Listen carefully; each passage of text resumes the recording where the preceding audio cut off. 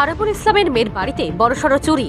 বাড়িতে কেউ না থাকার সুযোগ নিয়ে চুরির ঘটনাটি ঘটেছে পোলেরহাট থানার গাজীপুরের মেদ্দেপাড়া এলাকায়। 5টি ঘরের সমস্ত দরজা খুলে আলমারি থেকে সোনার গহনা এবং নগদ টাকা সহ সমস্ত সামগ্রী চুরির ঘটনাটি ঘটেছে। কিভাবে এই চুরির ঘটনা ঘটল সেই নিয়েই উঠছে প্রশ্ন। খবর পাওয়ার সঙ্গে সঙ্গেই পোলেরহাট থানার পুলিশ কর্মীরা ঘটনাস্থলে পৌঁছায়। ঘটনাস্থলে আসে আরাবুল ইসলামের পুত্র হাকিমুল ইসলাম। কিভাবে এই চুরির ঘটনা ঘটল তার তদন্তে পোলেরহাট থানার পুলিশ। না, আমার দিদির বাড়িতে এখানে ওরা সন্ধ্যার পর একটা রিলেটিভের বাড়িতে গেছিল। 7:30টার দিকে বেরিয়েছিল বাড়ি থেকে। এখন 9:30টার সময় বাড়িতে ফিরে এসে একেবারে বাড়ির পুরো লণ্ডভণ্ড অবস্থায় সমস্ত আসবাবপত্র ছড়িয়ে ছিটিয়ে পড়ে আছে। এখানে প্রচুর সোনা গহনা ছিল এবং ক্যাশ টাকাও ছিল। সে সমস্ত কিছু নিয়ে গেছে এবং ঘরের আসবাবপত্র যেভাবে মানে তল্লাশি করেছে বা আমি মনে করি একটা বড় ক্রাইম। আমরা প্রশাসনকে বলেছি, প্রশাসন এসেছিল, তারা তদন্ত করছে। যেভাবে হবে সেটা প্রশাসন নিশ্চিতভাবে দেখবে, এটা আমি মনে করি, আশা রাখি। আনুমানিক কত লক্ষ টাকা সামগ্রী চুরি গেল বা ক্যাশ কত গেল?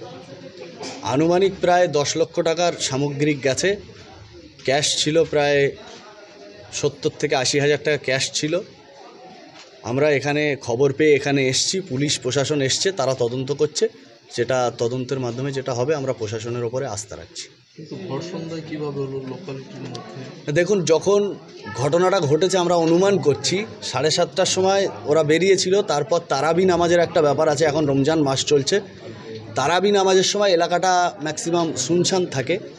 পুলিশ তদন্ত করছে, নিশ্চিতভাবে সেটা প্রশাসন দেখবে। যা যা করণীয় প্রশাসন করবে, আমরা প্রশাসনের ওপরে ভরসা রাখছি। আপনার শখের গাড়িটি আপনি সার্ভিস করতে চান, চলে আসুন A to Z কার শোরুমে। সব ধরনের 4 হুইলার আধুনিক উন্নত মেশিন সহ অভিজ্ঞ মিস্ত্রি দ্বারা পালিশ করানো হয়। কলকাতা বা নিউ টাউনে থেকে কম খরচে সার্ভিস করতে পারবেন। ঠিকানা ভাঙড়ে Hatishala 6 lane K1 bus stand. যোগাযোগ 9832362414 নম্বরে। হয়েছে কি, মানে বিষয়টা হচ্ছে আমাদের রমজান মাস ছিল। রমজান মাসে মানুষের ইফতার থাকে, ইফতারের পরে একটা তারাবি নামাজ থাকে। নামাজের মধ্যে ব্যস্ততার মধ্যে আরাবুল সাহেবের মেয়ে আমাদের এখানেই ওনার বাড়ি বা ওনার বাচ্চাকে নিয়ে কোনো একটা জায়গায় মার্কেটিংয়ে যাক, কোনো আত্মীয় বাড়ি যাক গিয়েছে। 7টার মধ্যে উনি বার হয়েছে।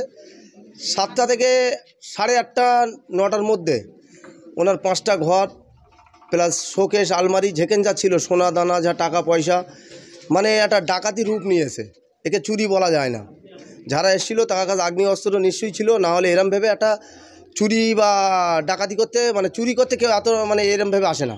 নিশ্চয়ই তাদের কাছে আগ্নেয় অস্ত্র ছিল।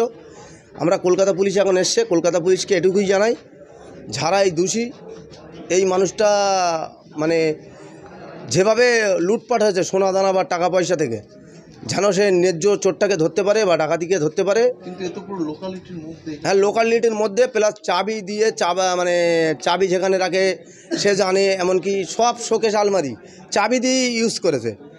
বা সে একটা তালায় বাইরের তালাটাই মানে ভেঙেছে কোনো কারণবশত, কিছু দিয়ে মেরে ব্যালেন্স সব ইউজ করেছে চাবি দিয়ে।